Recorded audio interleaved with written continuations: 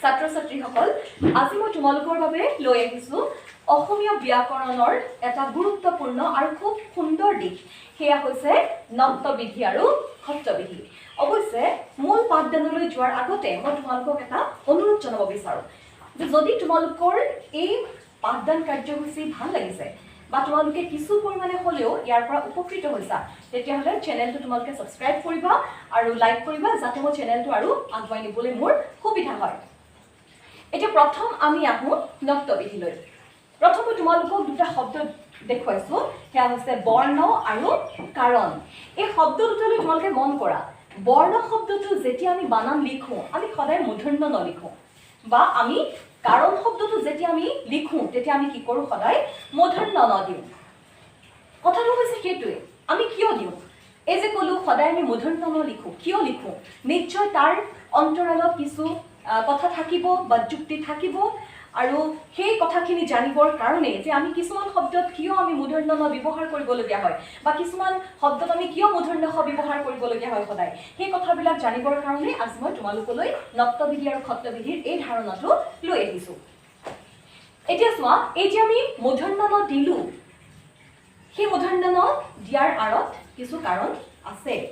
আৰু যিবিলাক কাৰণ আছে বা যিবোৰ নিয়ম বা যিবোৰ বিধিৰ কাৰণে আমি কিছুমান শব্দত দন্ত্যনৰ সলনি আমি মূৰ্ধন্য ন ব্যৱহাৰ কৰোঁ সেই কাৰণবিলাককে নক্তবিধি বুলি কোৱা হয় এতিয়া তোমালোকক যদি সোধা যায় যে নক্তবিধি কাক বোলে তেতিয়া তোমালোকে তাক এই ধৰণে সংজ্ঞাবদ্ধ কৰিবলৈ চেষ্টা কৰিবা যে যিবিলাক নিয়ম বা বিধি অনুযায়ী কিছুমান শব্দৰ দন্ত্যনৰ পৰিৱৰ্তে মূৰ্ধন্য ন হয় তাকে নক্তবিধি বোলে আৰু এই সংজ্ঞাটো তোমালোকে মনত ৰাখিবলৈ চেষ্টা কৰিবা এতিয়া চোৱা আমি কিছুমান নিয়ম বা বিধিৰ কথা কৈছোঁ এতিয়া আমি কি কাৰণতনো আমি দন্ত্যনৰ সলনি মূৰ্ধন্য ন দিবলগীয়া হয় বা আমি দিওঁ বা লিখোঁ সেই কথাখিনি আমাৰ প্ৰত্যেকৰে জনাটো অত্যন্ত প্ৰয়োজনীয় আৰু সেইবিলাককে নক্তবিধিৰ নিয়ম বুলি কোৱা হৈছে এতিয়া আমি নক্তবিধিৰ নিয়মবিলাকনো কি বা কি কাৰণে আমি মূৰ্ধন্য ন ব্যৱহাৰ কৰোঁ তাৰ অন্তৰালত কি কাৰণ সোমাই আছে সেই কথাবিলাক আমি বিশ্লেষণ কৰোঁ এটা প্ৰথম তোমালোকে এটা পইণ্ট চোৱা মই কেইটামান শব্দ ইয়াতে লিখিছোঁ ঋণ কাৰণ বৰষুণ কৃষাণ এতিয়া এই শব্দকেইটা তোমালোকে মন কৰা আমি ঋণ শব্দটো সদায় আমি মূৰ্ধন্য ন লিখোঁ কাৰণ শব্দটোত সদায় আমি মূৰ্ধন্য ন লিখোঁ ঠিক সেইদৰে বৰষুণ শব্দটোত আমি কেতিয়াও দন্ত্য ন নিলিখোঁ বৰষুণ সদায় মূৰ্ধন্য ন আমি লিখোঁ কৃষাণ শব্দটোত যেতিয়া আমি লিখোঁ সদায় আমি মূৰ্ধন্য ন লিখোঁ গতিকে কিয় লিখিছোঁ তোমালোকে মূৰ্ধন্য নটোৰ আগত কি বৰ্ণ পাইছা সেই কথাটো এতিয়া মন কৰা ঋণক মূৰ্ধন্য নৰ আগত ঋ বৰ্ণটো পালা কাৰণত মূৰ্ধন্য নৰ আগত ৰ বৰ্ণ পালা বৰষুণত মূৰ্ধন্য নৰ আগত মূৰ্ধন্য খ বৰ্ণটো পালা কৃষাণত মূৰ্ধন্য নৰ আগত মূৰ্ধন্য খ বৰ্ণ পালা গতিকে কাৰণটো হৈছে সেইটোৱে যে যদি নটোৰ আগত ঋ ৰ আৰু মূৰ্ধন্য খৰ কোনো এটা বৰ্ণ থাকে তেতিয়াহ'লে সেই পিছৰ নটো সদায় মূৰ্ধন্য নই হ'ব গতিকে সেই কাৰণটো তোমালোকে এনেকুৱা ধৰণে লিখিব পাৰা যে ঋ ৰ আৰু খৰ পিছত থকা দন্ত্য ন সদায় মূৰ্ধন্য ন হয় গতিকে এই শব্দবিলাকত আমি মূৰ্ধন্য ন কিয় দিলোঁ কাৰণ তাৰ আগত ঋ ৰ আৰু মূৰ্ধন্য খ ব্যৱহাৰ হৈছে গতিকে এই নিয়মটো তোমালোকে মনত ৰাখিবলৈ চেষ্টা কৰিবা এতিয়া দ্বিতীয় পইণ্টটোলৈ আহোঁ শব্দ দুটা প্ৰথম মন কৰা ৰাগিনী আৰু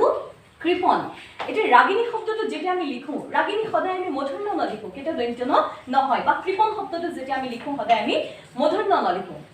এতিয়া চোৱা শব্দটোত ঘটনাটো কি ঘটিছে আমি মূৰ্ধন্য ন লিখিছোঁ সেই মূৰ্ধন্য নটোৰ আগত কি ব্যৱহাৰ হৈছে গ ৰাগিনী গ ব্যৱহাৰ হৈছে আৰু সেই গটো হৈছে ক বৰ্গৰ এটা বৰ্ণ আৰু তোমালোকে এইখিনিতে মনত ৰাখিবা যে যেতিয়া আমি বৰ্গ শব্দটো ব্যৱহাৰ কৰোঁ ক বৰ্গ বুলি কোৱাৰ লগে লগে ক খ গ ঘ সেই গোটেই শাৰীটো পৰিব বা আমি ক বৰ্গ বুলি যেতিয়া কওঁ ক খ গ ঘ ম গোটেইকেইটা তাতে অন্তৰ্ভুক্ত হ'ব এতিয়া ৰাগিনী শব্দটোৰ মূৰ্ধন্য নৰ আগত ক বৰ্গৰ এটা বৰ্ণ গ ব্যৱহাৰ হৈছে আৰু সেই গটোৰ আগত কি ব্যৱহাৰ হৈছে ৰ আখৰটো ব্যৱহাৰ হৈছে বা ৰ বৰ্ণ তাত ব্যৱহাৰ হৈছে ঠিক সেইদৰে কৃপণ শব্দটো যদি আমি চাওঁ আমি মূৰ্ধন্য ন ব্যৱহাৰ কৰিছোঁ সেই মূৰ্ধন্য নৰ আগত কি ব্যৱহাৰ হৈছে প বৰ্গৰ এটা বৰ্ণ প নিজেই ব্যৱহাৰ হৈছে আৰু সেই পটোৰ আগত কি ব্যৱহাৰ হৈছে ৰিকাৰ ব্যৱহাৰ হৈছে গতিকে ৰহস্যটো তাতেই সোমাই আছে যে এই শব্দবিলাকত আমি মূৰ্ধন্য নটো কিয় ব্যৱহাৰ কৰিছোঁ যদি ৰি ৰ আৰু খৰ পিছত ক বৰ্গ বা প বৰ্গৰ কোনো এটা বৰ্ণ থাকে তেতিয়াহ'লে সেই তাৰ বা কৰ ক বৰ্গৰ পিছত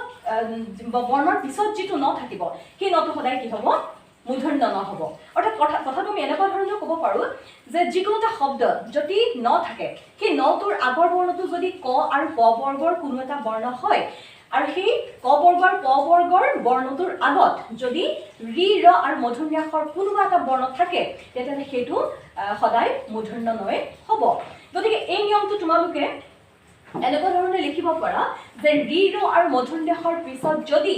ক বৰ্গ আৰু প বৰ্গৰ কোনো বৰ্ণ থাকে তেতিয়া পিছৰ দন্ত্য ন সদায় মূৰ্ধন্য ন হ'ব গতিকে এই পইণ্টটো তোমালোকে মনত ৰাখিবলৈ চেষ্টা কৰিবা আৰু এনেকুৱা ধৰণৰ শব্দবিলাক পালে তোমালোকে এই পইণ্টটোত অন্তৰ্ভুক্ত কৰিব পাৰিবা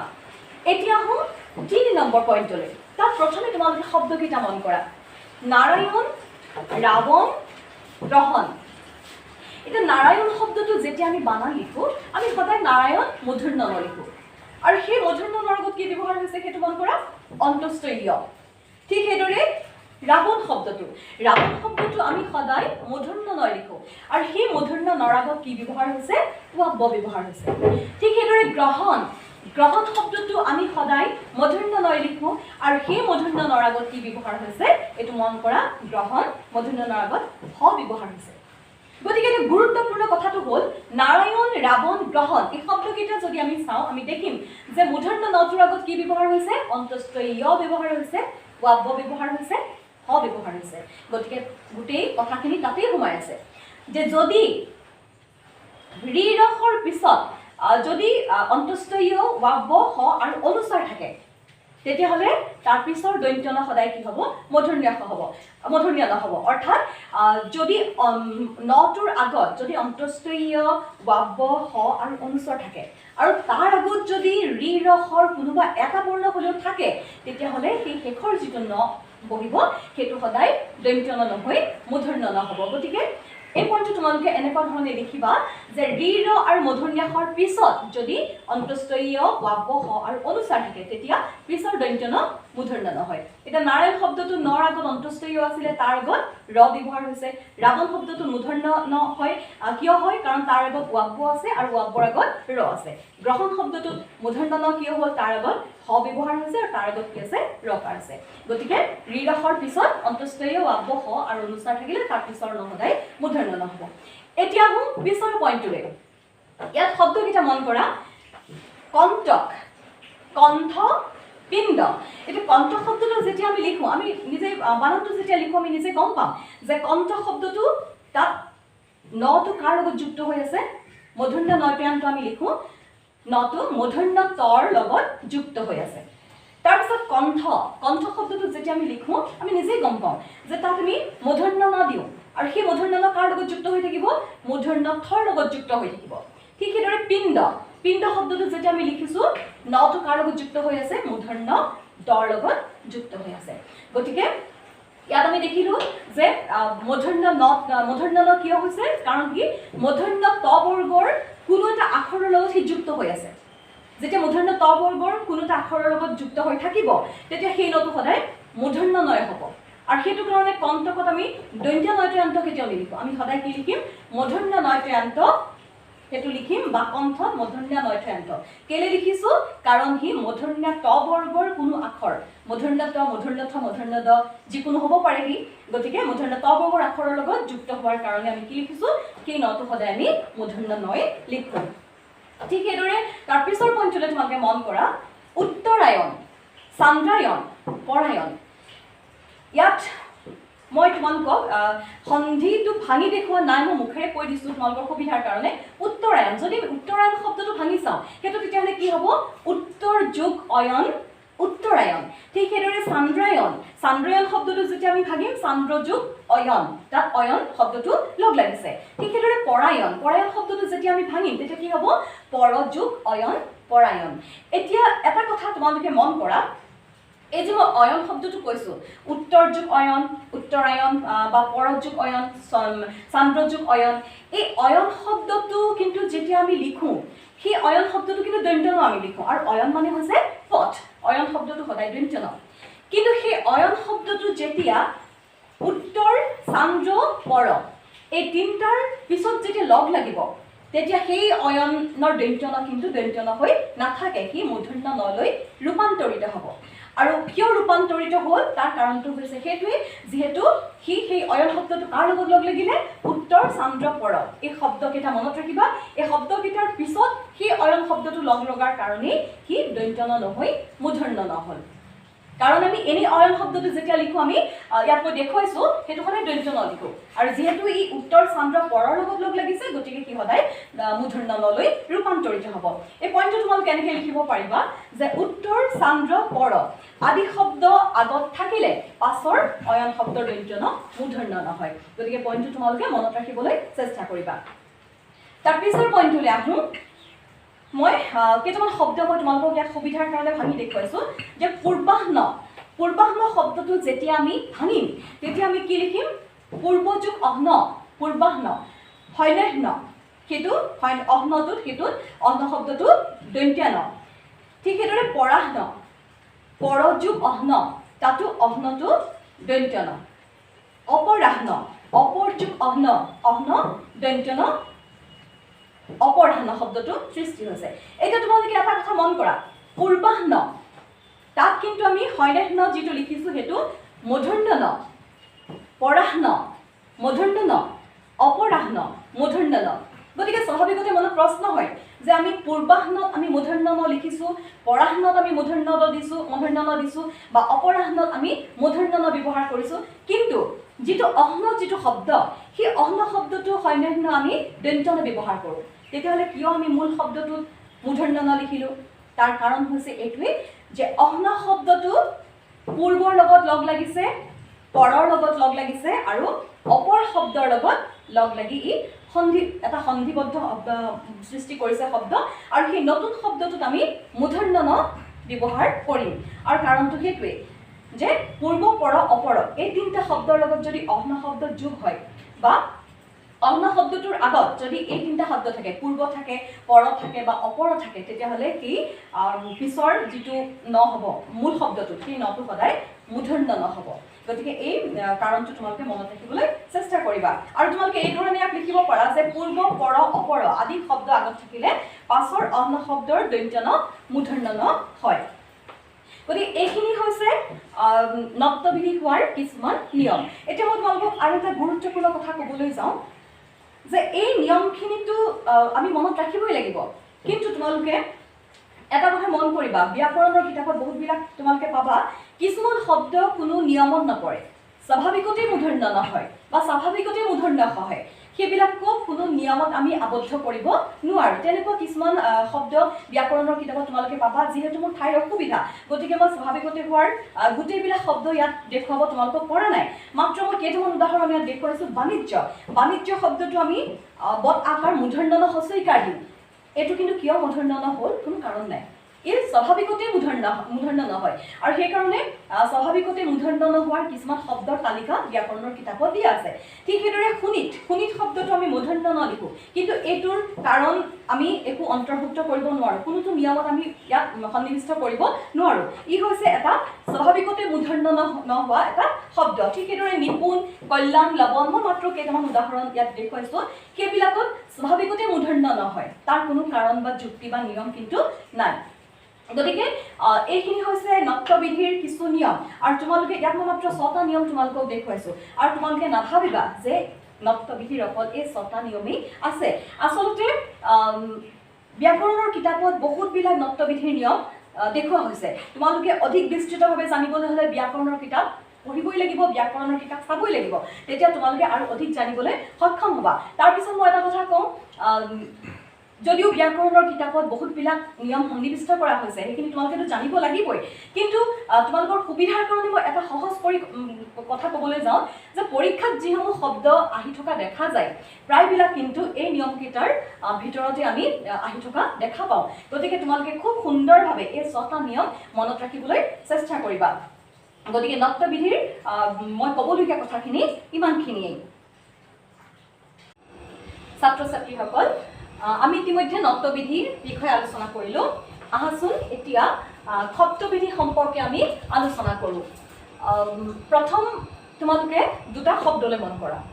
ঋষি আৰু কৃষক এই শব্দকেইটা যেতিয়া আমি লিখিছোঁ বা যেতিয়া ব্যৱহাৰ কৰিছোঁ তোমালোকে নিজেই হয়তো গম পাবা যে ঋষি শব্দটোত আমি কেতিয়াও দন্ত্য স ব্যৱহাৰ নকৰোঁ ঋষি শব্দটোত সদায় কি হ'ব মূৰ্ধন্য ক্ষয় হ'ব ঠিক তেনেদৰে কৃষক কৃষক শব্দটোত কেতিয়াও আমি দন্ত্য স ব্যৱহাৰ নকৰোঁ কৃষক সদায় মূৰ্ধন্য স গতিকে কি কাৰণততো আমি সদায় মূৰ্ধন্য স লিখিছোঁ বা কিয় আমি দন্ত্য স তাত কিয় দিব নোৱাৰোঁ সেই কথাখিনি আচলতে যথেষ্ট ভাবি চাবলগীয়া আৰু নিশ্চয় তাত কিবা কাৰণ থাকিব যাৰ কাৰণে নেকি আমি দন্ত্য সৰ পৰিৱৰ্তে মূৰ্ধন্য ক্ষয় সদায় ব্যৱহাৰ কৰিবলগীয়া হয় গতিকে সত্যবিধি হৈছে সেইবিলাক নিয়ম বা সেইবিলাক বিধি যিবিলাকৰ কাৰণে নেকি আমি দন্ত্য সৰ পৰিৱৰ্তে সদায় মূৰ্ধন্য ক্ষয় ব্যৱহাৰ কৰিবলগীয়া হয় গতিকে তোমালোকক যেতিয়া সত্যবিধিৰ সংজ্ঞাটো সোধা হ'ব তোমালোকে তাক এনেধৰণে সংজ্ঞাবদ্ধ কৰিবলৈ চেষ্টা কৰিবা যে যিবিলাক নিয়ম বা বিধি অনুযায়ী কিছুমান শব্দত দন্ত্য সৰ পৰিৱৰ্তে মূৰ্ধন্য স হয় তাকে সত্যবিধি বোলে অৰ্থাৎ আমি কিছুমান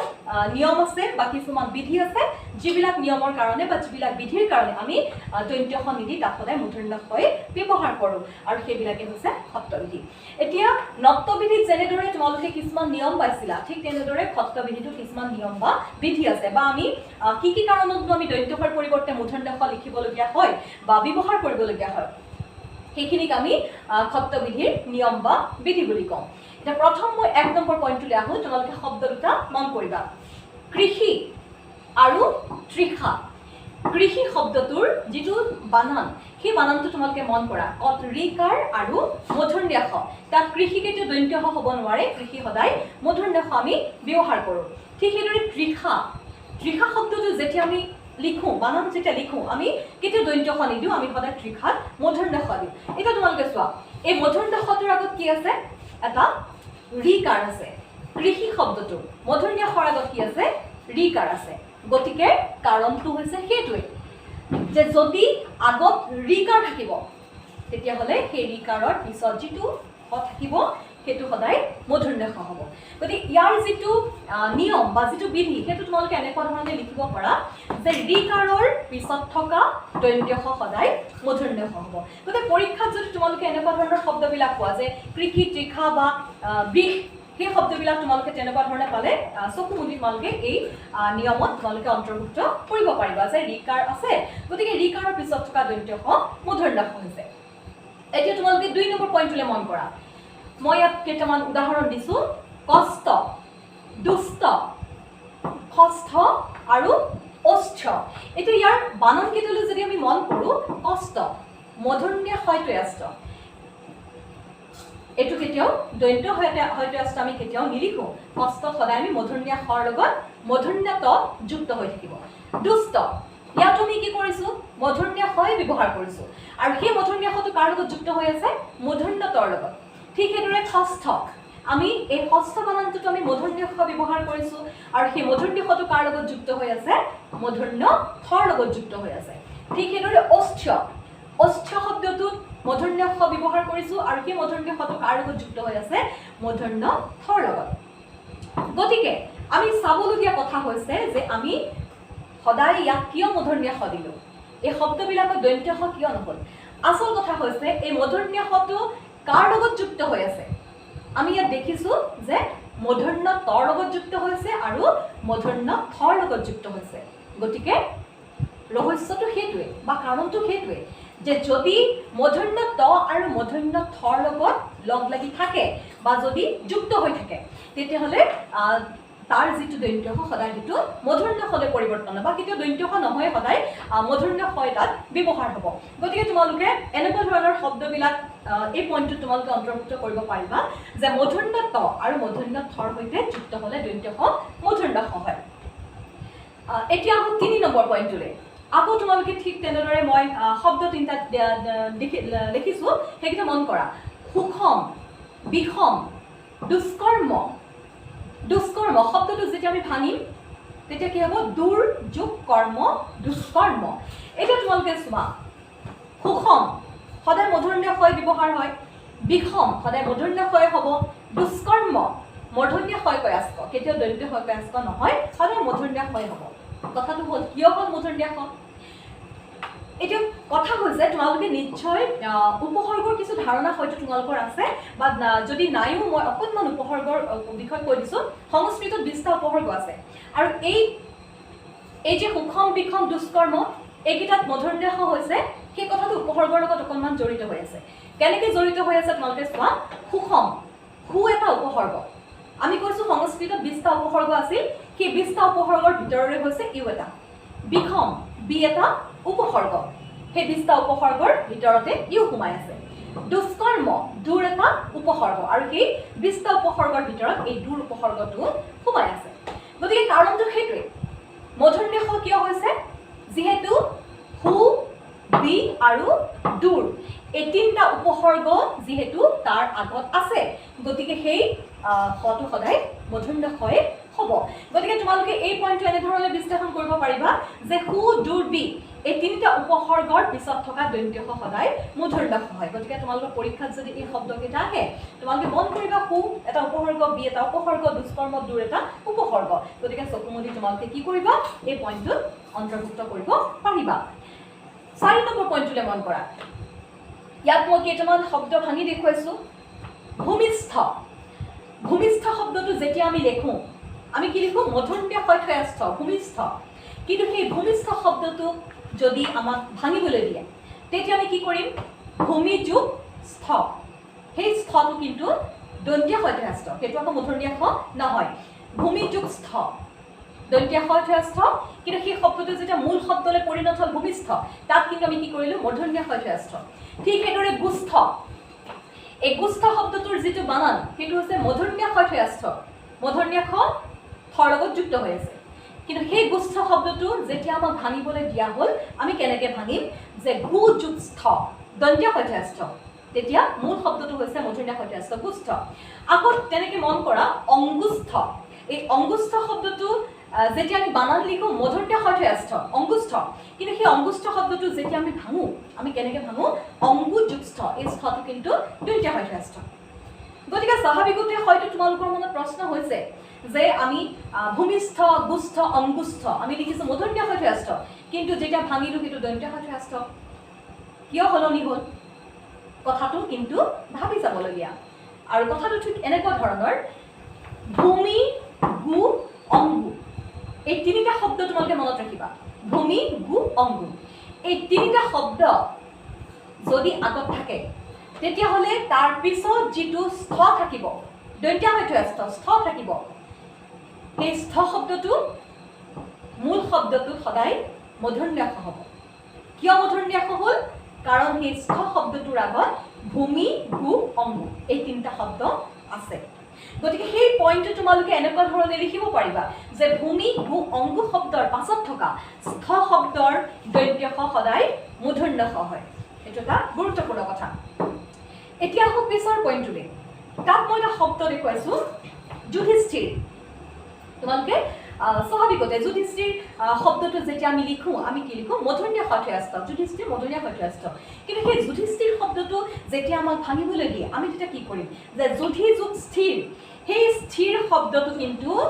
দন্ত্য ষ স্থিৰ দন্ত্য ষ আৰু সেই শব্দটো যেতিয়া যুধি শব্দৰ লগ লাগিলে তেতিয়া লগ লাগিলত যিটো মূল শব্দ হ'ল সেই মূল শব্দটো কিন্তু মূৰ্ধন্য ষ গতিকে কি কাৰণে যুধিষ্ঠিৰ শব্দটো মূৰ্ধন্য ষ হ'ল যিহেতু যুধি শব্দৰ পিছত এই স্থিৰ শব্দটো যদি থাকে তেতিয়াহ'লে দন্ত্য ষ মূৰ্ধন্য ষলৈ পৰিণত হ'ব এই পইণ্টটো এনেকুৱা ধৰণে তোমালোকে লিখিব পাৰিবা যে যুধি শব্দৰ পাছত থকা স্থিৰ শব্দৰ দন্ত্য ষ সদায় মূৰ্ধন্য ষ হয় গতিকে চোৱা ইয়াত মই মাত্ৰ 5টা পইণ্টহে তোমালোকক দেখুৱাইছোঁ আচলতে কথা হ'ল কি তোমালোকে অকল এইখিনিয়ে নহয় নক্তবিধি সত্যবিধিৰ আৰু বহু নিয়ম আছে ব্যাকৰণৰ কিতাপবিলাক তোমালোকে যদি মেলা তোমালোকে বহুত নিয়ম দেখিবা আৰু ভাষাটো শুদ্ধভাৱে জানিবলৈ আৰু ভাষাটো অধিক জানিবলৈ সেইবিলাক অধ্যয়ন কৰাৰ খুবেই প্ৰয়োজন আছে তোমালোকে ব্যাকৰণৰ কিতাপ মেলিবা আৰু অধিক তোমালোকে কথাখিনি জানিবলৈ তেতিয়া সক্ষম হ'বা কিন্তু তোমালোকৰ সুবিধাৰ্থে মই এটা কথা কওঁ যে পৰীক্ষাত যিবিলাক শব্দ আহি থাকে প্ৰায় সচৰাচৰ একেধৰণৰ শব্দবিলাক আহি থকা দেখা যায় সেই শব্দবিলাক কিন্তু যদি তোমালোকে এটা বিশ্লেষণ কৰা তেতিয়া দেখিবা যে মুখ্যতভাৱে এই পইণ্টকেইটাৰ ভিতৰতে সেই শব্দবিলাক সোমাই থাকে গতিকে মই সেইকাৰণে এই পইণ্টকেইটা তোমালোকক দিছোঁ আৰু অধিক জানিবলৈ তোমালোকে ব্যাকৰণৰ কিতাপ কিন্তু অধ্যয়ন কৰিবই লাগিব গতিকে আজি নত্যবিধি আৰু সত্যবিধিৰ যিটো আলোচনা মই আগবঢ়াবলৈ লৈছিলোঁ সেইটো ইমানতে শেষ হৈছে। আশা কৰোঁ তোমালোকে কিছু পৰিমাণে হ'লেও ইয়াৰ পৰা উপকৃত হ'বলৈ সক্ষম হৈছা।